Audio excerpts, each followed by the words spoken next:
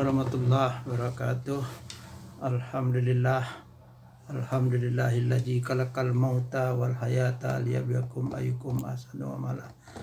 Asyhadu an la ilaha illallah wahdahu la syarikalah wa asyhadu anna Muhammadan abduhu wa rasuluhu la nabiyya ba'dah. Allahumma shalli ala Muhammad wa ala alihi wa sahbihi ajmain, amma ba'd. Kaum muslimin pencinta ilmu yang dirahmati oleh Allah Subhanahu wa taala, puji dan syukur mari kita sampaikan kepada Allah Subhanahu wa taala bahwa kita masih diberikan kesehatan dan kesempatan untuk hidup, untuk beribadah, untuk beraktivitas. Semoga semua amal ibadah kita dan aktivitas kita diterima oleh Allah Subhanahu wa taala, dan wabah Covid ini cepat berlalu dari bumi Allah ini, dan kita bisa diberikan kesempatan untuk beraktivitas dan beribadah lebih banyak lagi ke depan. Kaum muslimin, dalam hidup ini tidak ada makhluk yang tidak dijamin oleh Allah rezekinya, termasuk juga yang tidak berakal. Kita manusia juga demikian, diberikan rezeki, dan jatah rezeki masing-masing kita tidaklah sama. Walaupun kita sudah berusaha semaksimal mungkin, rezeki sangat ditentukan oleh takdir dan usaha. Bahkan Allah akan berikan rezeki tanpa batas kepada kita di dunia dan di akhirat nanti. Bagaimana cara mendapatkan rezeki tanpa batas? Simaklah ceramah ini. Kaum muslimin, jatah rezeki diberikan oleh Allah kepada kita tidaklah sama, tergantung takdirnya kita. Allah katakan, wallahu faddala ba'dakum ala ba'din fir rizq, dan Allah melebihkan sebahagian kamu dari sebagian yang lain dalam hal rezeki. An-Nahl ayat 71. Wa qala aidan, Allahu yabsutur rizqa liman yasa'u wa yaqdir. Allah meluaskan rezeki dan menyempitkannya bagi siapa yang Allah kehendaki. Ar-Ra'du ayat 26. Jadi ayat di atas menegaskan kepada kita bahwa jatah rezeki itu tidaklah sama diberikan oleh Allah kepada kita. Ada yang diberikan sedikit, ada yang diberikan kelebihan, bahkan ada yang diberikan tanpa batas. Dan orang-orang yang diberikan oleh Allah rezekinya tanpa batas harus memenuhi kriteria sebagai berikut. Pertama, orang yang terpaut hatinya dengan masjid dan senantiasa beribadah kepada Allah di dalamnya. Mereka menggunakan masjid untuk salat, zikir, mengikuti kajian agama, dan berbagai program yang mengantarkan dia kepada kesalehan dan kedekatan diri kepada Allah Subhanahu wa taala. Kedua, orang yang senantiasa berzikir kepada Allah di waktu pagi, petang. Mereka mengingat Allah dengan nama-namanya yang agung di dalam yang banyak, dalam hal yang sangat banyak. Mereka melakukan itu sepanjang siang dan malam hari dalam kondisi berdiri, duduk, bahkan terbaring. Tiada yang meluncur dari lisan mereka kecuali zikir kepada Allah. Pikiran dan hati mereka dipenuhi dengan asma Allah dan zikir. Allazina yazkurunallaha qiyaman wa qu'udan wa ala junubihim wa yatafakkaruna fi khalqis samawati wal ard. Rabbana ma khalaqta hadza batila subhanaka faqina azabannar. Itulah syarat yang kedua.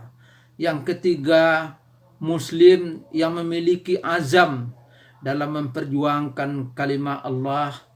Ia sibuk dengan usaha, pekerjaannya, bisnisnya, tetapi hal itu tidak membuatnya lalai dan jauh dari mengingat Allah Subhanahu wa taala.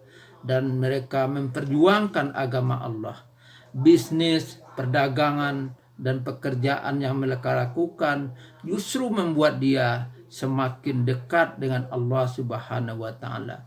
Bisnis dan perdagangan adalah jalan untuk mereka mengabdi kepada Allah Subhanahu wa taala. Yang keempat, kaum muslimin yang senantiasa mendirikan salat dan membayarkan zakat.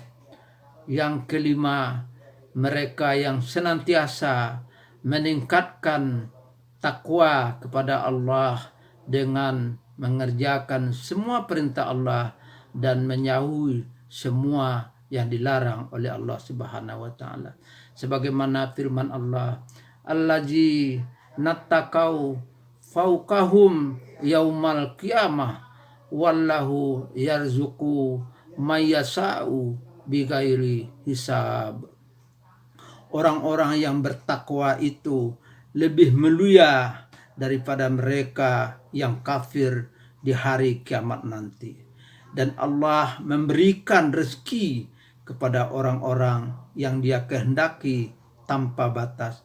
Al-Baqarah ayat 212. Dalam ayat di atas, Allah Subhanahu wa taala menegaskan bahwa orang yang beriman, bertakwa, diberikan rezeki tanpa batas di dunia dan di akhirat. Allah Ta'ala memberikan rezeki melebihi dari apa yang mereka minta. Allah limpahkan tanpa batas sebanyak-banyaknya sesuai dengan kebutuhan mereka. Di dunia mereka diberikan rezeki yang mulia dan membahagiakan, rizkun karim. Yang keenam, orang yang selalu dengan konsisten berimpak di jalan Allah, baik infak wajib maupun infak sunnah. Anfik ya bena adama anfik alaik. Berinfaklah wahai anak Adam, niscaya aku akan berimpak kepadamu. Hadis muttafaqun alaih. Maknanya adalah aku berikan ganti yang lebih baik dan banyak untuk manusia, untuk orang yang selalu berinfak. Ini selaras dengan firman Allah Subhanahu wa taala, wa ma anfaqtum min syai'in fahuwa yukhlifuh. Dan barang siapa saja yang menafkahkan dari hartanya, maka Allah akan menggantinya, dan Dialah pemberi rezeki yang sebaik-baiknya. As-Saba ayat 39.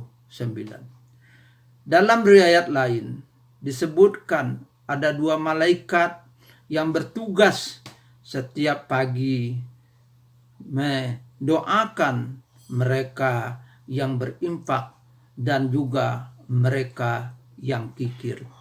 Sebagaimana hadis Nabi, ma min yaumin yusbihul ibadu fihi illa malakani yanzilani fayaqulu ahaduhuma Allahumma a'ti munfikan khalaqa wa yaqulul akhar Allahumma a'ti mumsika talafa.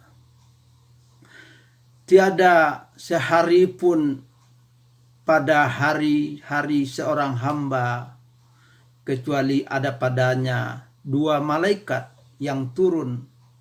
Salah satu di antara keduanya berkata, ya Allah, berikanlah ganti bagi orang yang berinfak. Dan yang lain berkata, ya Allah, hancurkanlah harta orang-orang yang kikir. Hadis riwayat Bukhari dan Muslim.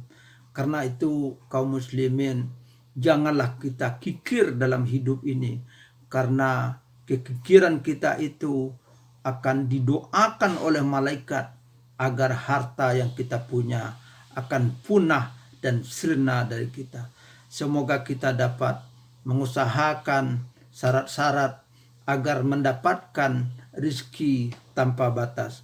Amin ya Allah, amin ya rabbal alamin. Terima kasih, mohon maaf. Wabillahi taufik wal hidayah. Wassalamualaikum warahmatullahi wabarakatuh.